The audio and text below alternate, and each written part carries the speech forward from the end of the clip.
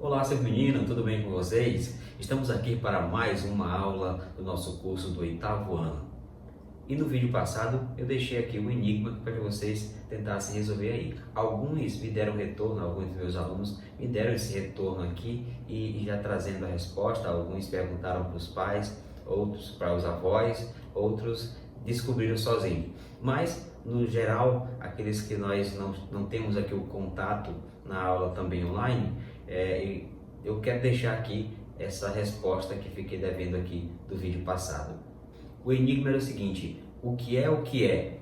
De manhã anda de 4 ao meio-dia sobre 2 pernas e pela tarde com 3 pernas. A resposta é simples, é o homem, que quando criança ele anda engatinhando com as 4 pernas nesse caso. Ao meio-dia, o homem na sua fase adulta, que ele já anda sobre apenas 2 pernas. E à tarde está significando aí o homem na sua fase mais idosa, que ele anda também com a ajuda de uma bengala. Vamos continuar então falando de palavras. O tema da nossa aula é baú de palavras. Vamos então para a nossa aula de hoje.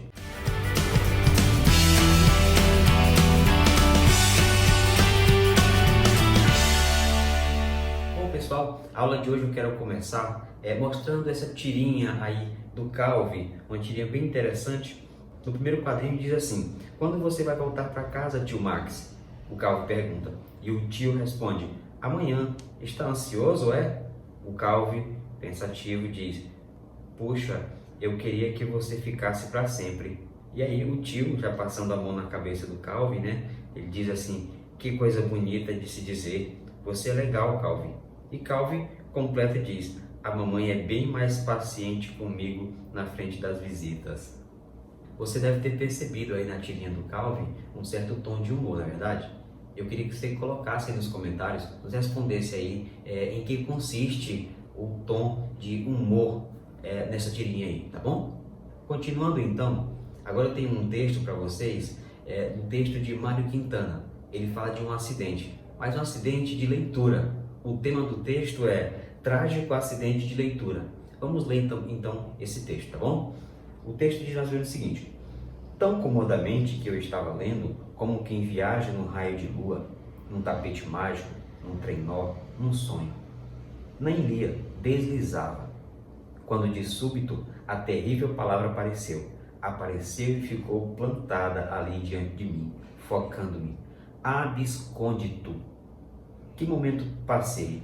O momento de imobilidade e apreensão de quando o fotógrafo se posta atrás da máquina, envolvidos os dois no mesmo pano preto, como um duplo monstro misterioso e corcunda. O terrível silêncio do condenado ante o pelotão de fuzilamento, quando os soldados dormem na pontaria e o capitão vai gritar fogo. Interessante o texto, não é verdade? Será que se o narrador, neste caso aqui, ele tinha prazer na leitura? É claro que sim, não é verdade? A forma em que ele fala ali, quando ele diz assim, quando ele declara que lê comodamente como quem viaja, como quem vive um sonho. Na linguagem do texto aqui que ele utiliza, ele usa o sentido figurado, no sentido figurado a expressão nem lia, deslizava, que dá uma ideia aí de suavidade, né? De desenvoltura que ele vivia naquele momento ali, daquela leitura. Há algo muito importante também de ser observado nesse texto, é que ele considera um acidente o fato de ele ter encontrado uma palavra que para ele era desconhecida. Ele estava ali, envolvido na leitura, distante da realidade, quando de repente ele se depara com uma palavra que para ele era desconhecida, e isso para ele foi um acidente terrível.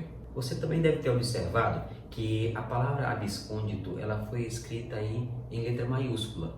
E você deve ter se perguntado, por que ela está escrita aí com letra maiúscula? Ele optou em colocar com letra maiúscula, provavelmente porque com letra maiúscula ela se destaca, né? Ela salta aos olhos do leitor. Fica mais fácil para poder destacar a palavra que para ele foi um acidente. A palavra abscôndito, ela significa oculto, secreto, escondido. E eu pergunto a você, será que se ele trocasse a palavra abscôndito por alguma dessas outras sinônimas, teria o mesmo sentido? Teríamos feito a mesma percepção na leitura? Provavelmente não, né? Eu creio que não. Talvez você esteja dizendo, eu sei o que é oculto, eu sei o que é escondido, eu sei o que é secreto, não sabia o que é abscôndito.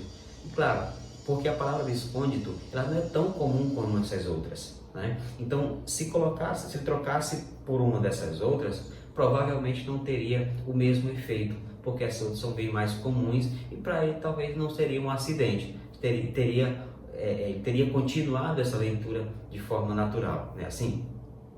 Agora eu convido você para reler comigo uma parte do texto que diz assim, olha só. O momento de imobilidade e apreensão de quando o fotógrafo se posta atrás da máquina, envolvidos os dois no mesmo pano preto. Observe aí que o narrador coloca como se ele estivesse sendo fotografado pela palavra que provocou aquele acidente de leitura. Outro recurso utilizado no texto, eu gostaria que vocês observassem aí, é o emprego das reticências depois da palavra corcunda. As reticências, elas servem para marcar uma certa pausa no texto. E nesse caso aí, para indicar a perplexidade do autor, do leitor, diante daquela palavra desconhecida. Ela serve aí também no texto como um momento de indicar a suspensão da narração, permitindo que o leitor possa imaginar o que estava acontecendo ali com os sentimentos do narrador. Seu menino, agora eu deixarei aí na descrição do vídeo algumas perguntinhas básicas para que vocês possam responder aí sobre o texto que nós acabamos de analisar, tá certo? E aí nesta semana eu retorno aqui com mais um vídeo a respeito das palavras, onde nós iremos tratar sobre a estrutura das palavras, ok? Muito obrigado, que Deus abençoe vocês e até a próxima aula.